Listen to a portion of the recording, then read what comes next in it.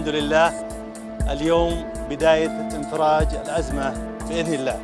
أتقدم بالشكر والامتنان لخادم الحرمين الشريفين على رعايته لأكبر حملة تحصين في تاريخ المملكة. أتقدم لسمو العهد بالشكر والامتنان على حرصه على توفير اللقاحات وبعدالة للجميع. خلال التسعة أشهر الماضية كنت أتابع وبقلق أعداد الإصابات، واليوم سوف أبدأ أن أتابع وبسعادة أرقام الحاصلين على التطعيم.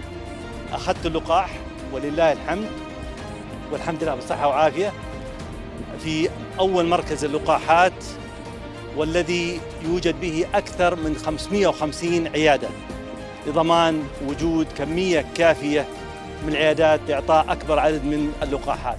وسوف بمشيئة الله يكون لدينا مراكز لقاحات في جميع مناطق المملكة.